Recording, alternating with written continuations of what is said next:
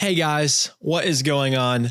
I am Josh, the host of The Table, and welcome back. If this is your first time here, seriously, I am so glad that you're here. And if you've been around for a while, welcome back. Thank you for joining us back at the table. Today's going to be a little bit different.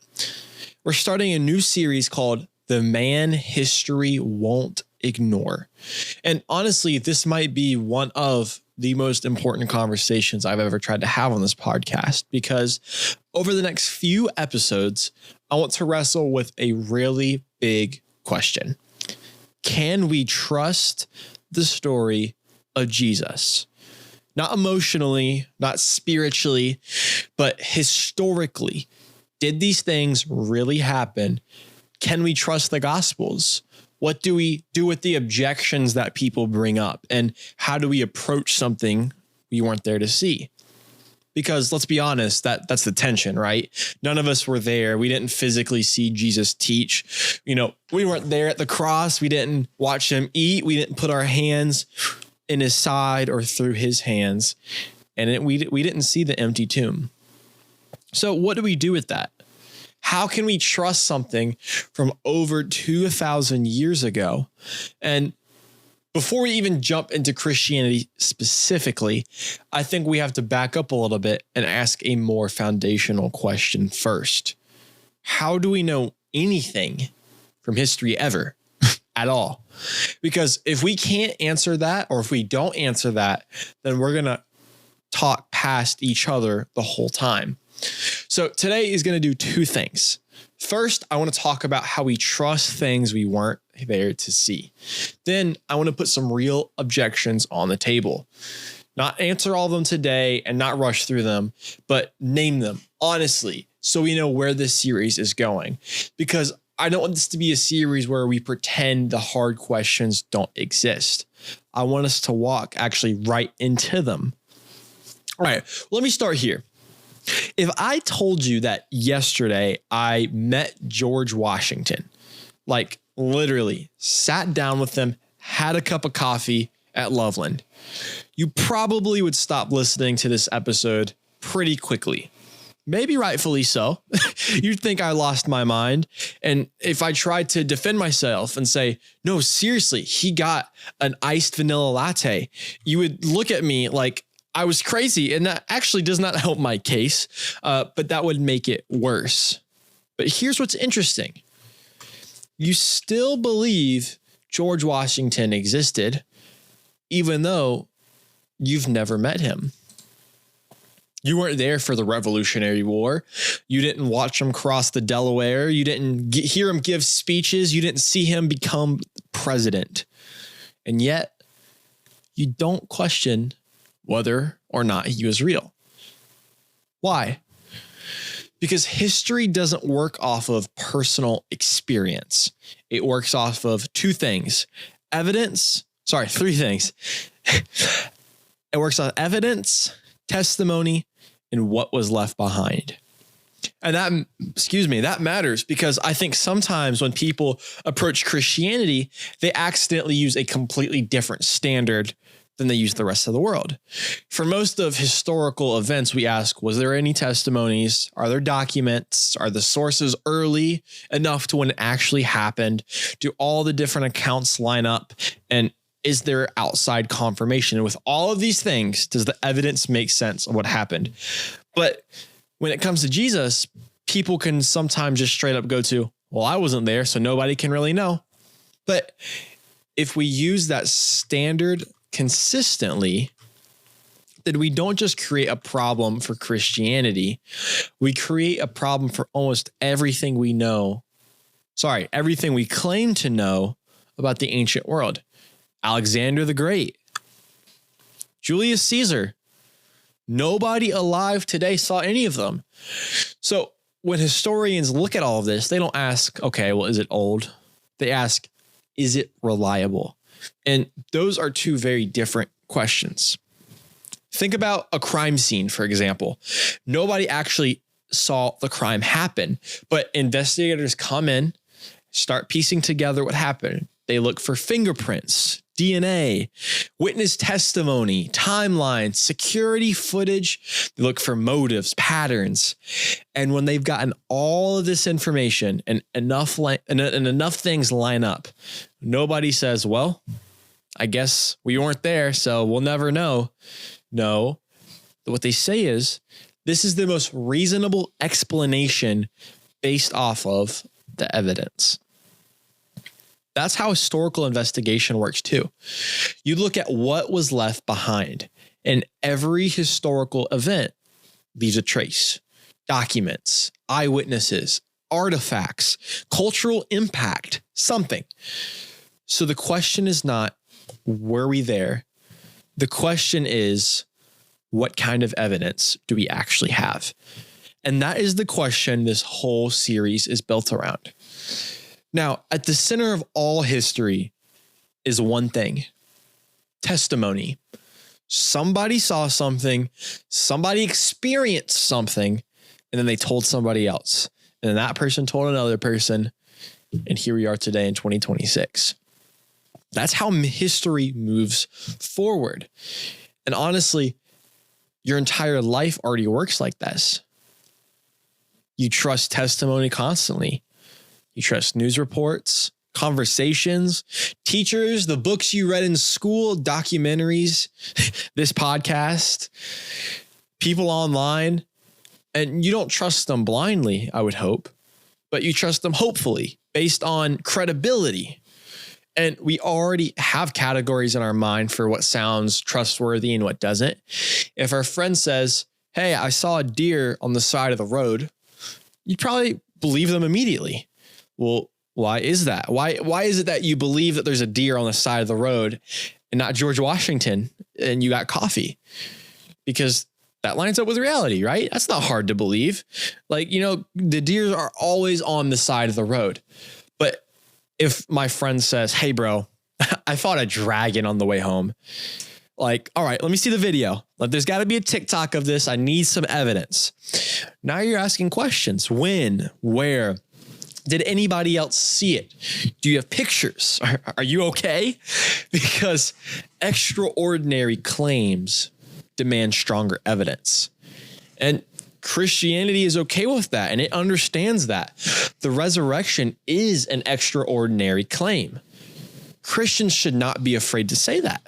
It is. A man died and rose from the dead. And we're not talking about something small. We're talking about the claim that the Jesus of Nazareth was crucified under Pontius Pilate, was buried, and then 3 days later, raised from the dead. That's massive. And what I love about the Bible is that it acknowledges how unbelievable this sounds. When the woman first tells the disciples that Jesus has risen, the disciples don't go immediately, oh, sure, yeah, that makes sense. He's been telling us this the whole time. No, Luke 24:11 says, these words seemed to them an idle tale, and they did not believe them. I love that verse.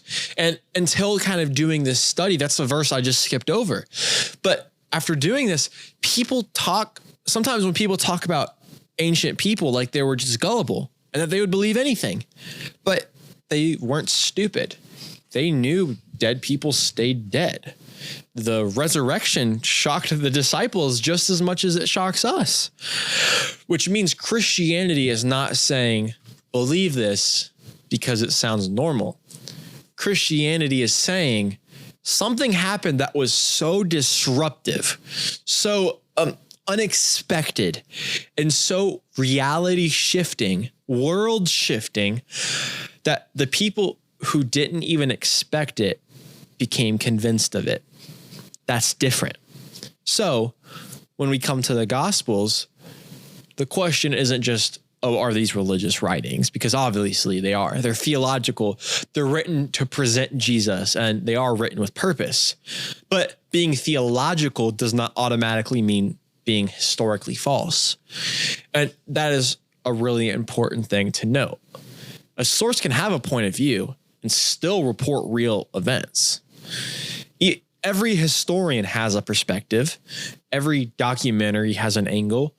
Every biography has a purpose. And every news headline has a perspective or an angle.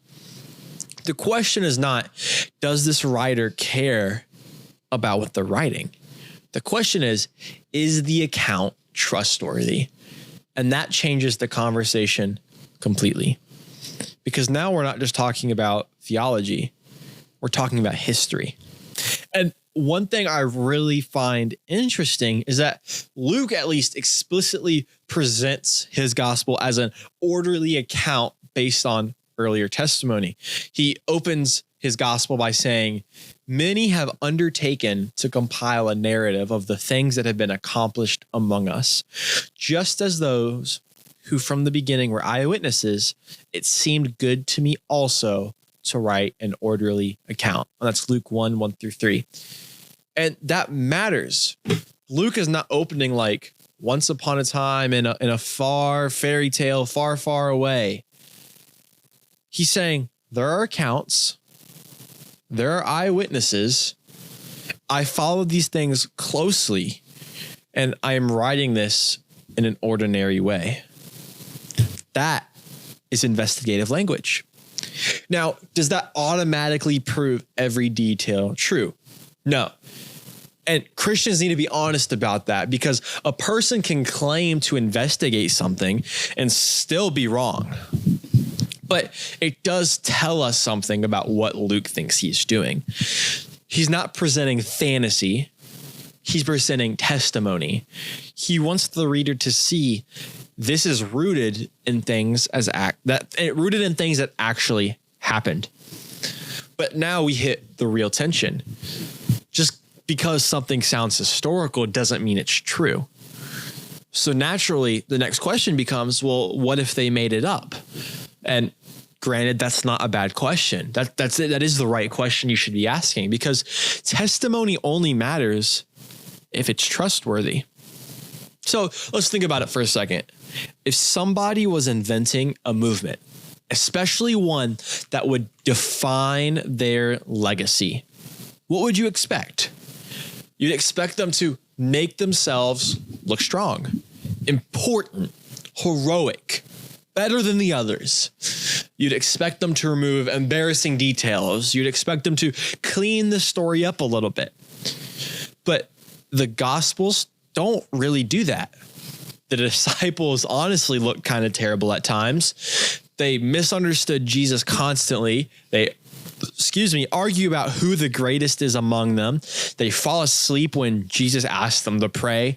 They run away when things get difficult. They struggle with doubt.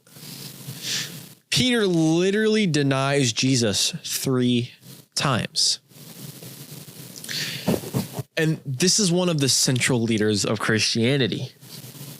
So, if you're inventing a religion, why write your leaders like that? Why include that? Why not make Peter look brave? Why not make the disciples look spiritually elite? Why would you not make them understand everything immediately? But that's not what we get. You get messy people. You get confused people, fearful people, people who doubt even after seeing the miracles done. Moments after, I think of the feeding of the 5,000. The disciples just watched they just watched Jesus feed all these people out of a couple loaves of bread and some fish. And then they go down and they go, "Jesus, we're hungry. We got to go get food." Like, they just saw all this happen and they still don't understand it. And most of all, people who don't understand what Jesus is doing until later. That's what Christianity, that's what the Gospels include. And that feels real. It would feel a little fake if they just got everything immediately, if they just always knew what was going on, if they never messed up. And there's another detail that matters way more than you might actually realize. The first witnesses to the empty tomb aren't the disciples. It's not Peter. It's not some random guy. It's women. Now, let's be careful here. I don't want to oversimplify this. It's not that women could never speak, never testify, or never be believed in any setting. That would be too broad. But in that world, women's testimony were often treated as less authoritative in legal and public settings.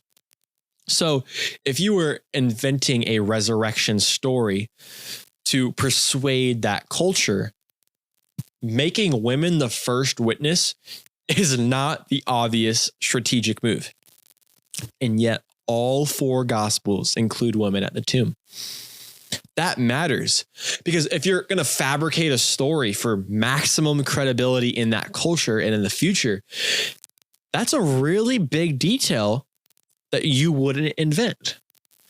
But if you were reporting what actually happened, you include it, even if it's unconventional, even if it's surprising, even if it doesn't help your case socially. And again, that doesn't prove the resurrection by itself, but it does matter. It gives the accounts a texture that feels less like propaganda and more like testimony.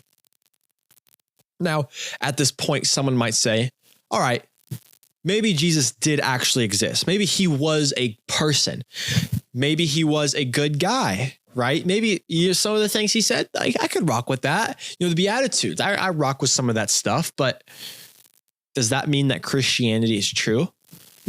And that's a fair point, a very fair point, because the existence of Jesus is not where most serious historians focus their debates. The deeper debate is, who was he? What did he claim? What happened after his death? Did his followers experience something real? And did the resurrection actually happen? So we need to be careful. This series is not going to act like Jesus. The series is not going to act like proving Jesus existed automatically proves Christianity. That would be way too quick. I would love if that was the case, but no. But it also doesn't mean we're starting with nothing. We're not dealing with a fairy tale floating outside of history. We're dealing with a real first century Jewish figure whose life and death created a movement that's reshaped the world, and that deserves some attention. So let's put some objections on the table, because if we're going to have this conversation honestly, we can't only bring up the evidence we like. We have to ask the questions people actually ask. And maybe you've thought through some of these. Maybe you're thinking them right now. I actually looked up and I wrote down all these. These are all questions I found on Reddit. What are the most common objections about Christianity? The first one, and maybe one of the bigger ones, the Bible was written too late. The idea here is that maybe the Gospels were written so long after Jesus that the legend, it had time to build up. Maybe the real Jesus got buried underneath stories people added later. That's a real question because timing matters. If something is written hundreds of years later, we should ask questions.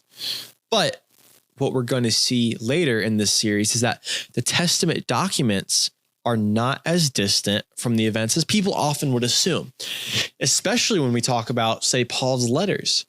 In 1 Corinthians 15, Paul says, "For I delivered to you as of first importance what I received, that Christ died for our sins, that he was buried, and he was raised on the third day, and he appeared."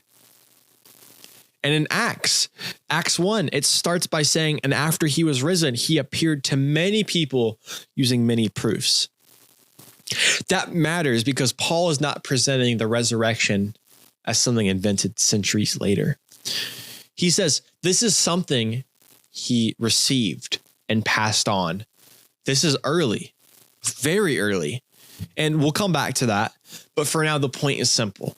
The "it was written too late" objection deserves to be heard, but we also need to examine it carefully. The second objection: the Bible has changed too many times. You've probably heard this one. People say the Bible has been translated so many times, we can't actually know what it originally said. You know, I'm not reading it in the Greek. This is a translation that has been written countless times from people to people. And on the surface, that does sound like a strong claim. But there's a problem. Translation and transmission are not the same thing. When people say it's been translated over and over, they often imagine something like a long game of telephone, you know, Greek to Latin, Latin to German, German to English, and then even English to modern English. And by the end, everything is distorted. But that's not how serious Bible translation works. Modern translations go back to ancient manuscripts. You know, the CSB didn't just go and look at the King James version and say, we're going to translate from there. They're not just translating a translation of a translation of a translation. Now, are there textual variants? Yes, absolutely. There are differences among manuscripts. And I'm not hiding that fact, and Christians should not hide that either. But textual criticism is the discipline that studies those differences. And the reason we know about the variants is because we have so many manuscripts to compare. So again, the objections matter. This objection matters, but it's not as simple as this Bible has been changed and nobody knows what it originally held. That's not careful enough. Again, we'll get to this later. Third objection, the disciples were crazy. They made it up. This is probably one of the more natural objections. They wanted power. Maybe they wanted influence. They wanted to create a story that starts a movement. But then we have to ask, what do they gain? Because the first Christians were not just stepping into comfort. It's one thing if today something like this came about. You know, there wouldn't be a lot of political and social just pressure against it and, you know, physical torture towards them. Maybe there would. I don't know. But they were actually choosing. It's not like they were choosing the path of least resistance. That message that they would preach got them mocked, rejected, and as I'm reading in Acts right now, beaten, imprisoned, and for some, killed. Now, we need to be careful here too, because we don't have equal historical certainty for every tradition about every apostle's death. Some traditions are stronger than others, but broadly, the early Christian movement was not a socially easy path. So if the disciples did make it up, they created a lie that didn't make them rich, did not make them comfortable, and did not make their lives easier. That doesn't prove they were automatically right, but because people can sincerely believe false things, but it does make the knowingly invented it for personal gain theory a little harder to hold on to. Fourth objection. I believe I got two more. The resurrection was just a legend. This is where we need to be very careful because stories can grow over time. That is true. People do exaggerate. Communities remember things in communities remember things in ways that can develop. So we should not respond to that with, no, legends never happen quickly, because that's not true. The real question is not whether stories can develop, because they can. The real question is, do the core claims about Jesus show up early enough and publicly enough that we have to take them seriously? And that's why early sources, dude, I can't talk. I've been talking for a while. I'm starting to slur up a little bit. That's why early sources matter. You know, I think back to that verse I just read you, 1 Corinthians 15. That matters. That's why the Gospels matter. That's why outside sources matter. Because the question is not, could legends exist? Because they do.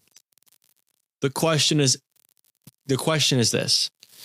Does the evidence we have fit the idea that this was just a late legend? And that's what we're going to test. Fifth objection, and this is our last one. miracles are impossible. This one's deeper because some people don't reject the resurrection because they studied the evidence and found it weak. They reject it because they have already decided that miracles just cannot happen. And I get that. If someone believes the universe is closed off to supernatural action, and then, of course, the resurrection happens, and of course it is found to be impossible before the conversation even starts. But that is not a historical conclusion. That is a worldview assumption. And we all have worldview assumptions. Christians have them. Skeptics have them. Everybody has them.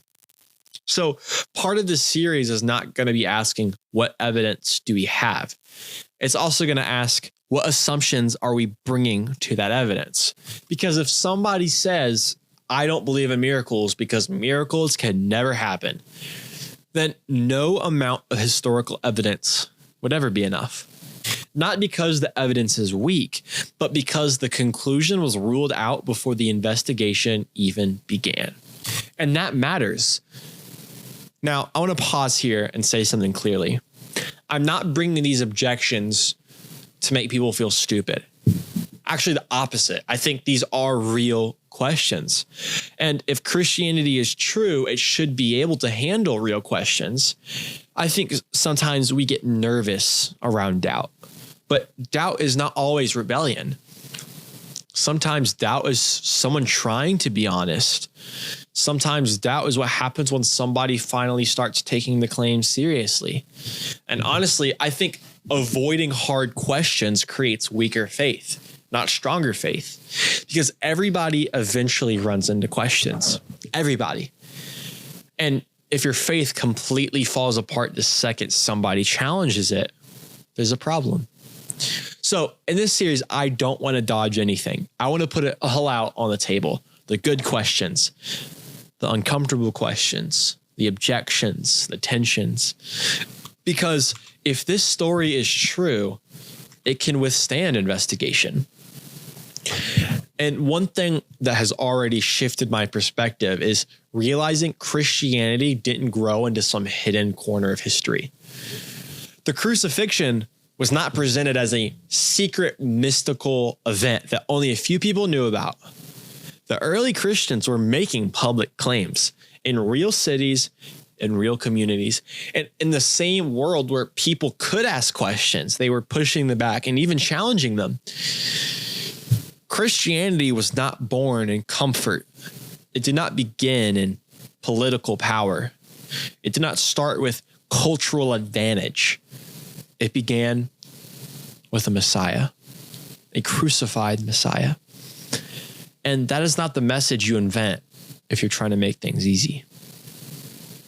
A crucified Savior was offensive to Jews and foolish to the Gentiles. Paul even says that in 1 Corinthians 1. And yet, that is the message that spread. Not because it was obviously marketable, not because it made the first Christians look powerful, but because they believed something happened, something that they could not ignore. And soon the world could not ignore it either. This is where the next episodes are going to go. We're going to look outside the Bible. We're going to ask, what did the Roman historians say? What did the government officials say? What did even the critics say? The people who weren't Christians, did they confirm any parts of the story? Then we're going to look inside the Gospels. Are they too late? Are they too legendary? Did they read like invented myths? Or do they carry signs of real memory, real people, real places, real events? Then we're going to come back to the biggest question. What do we do with Jesus? Because information by itself is not the end goal.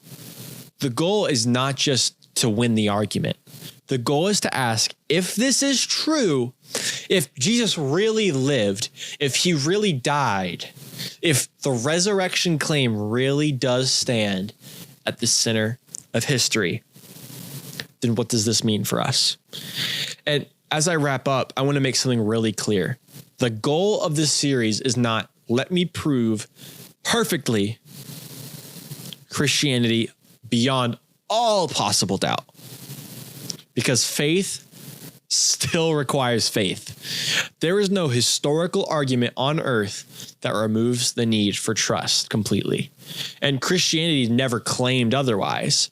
And what I think we do need to ask is this: is Christianity blind faith, or is there historical grounding underneath it? Because those aren't the same thing.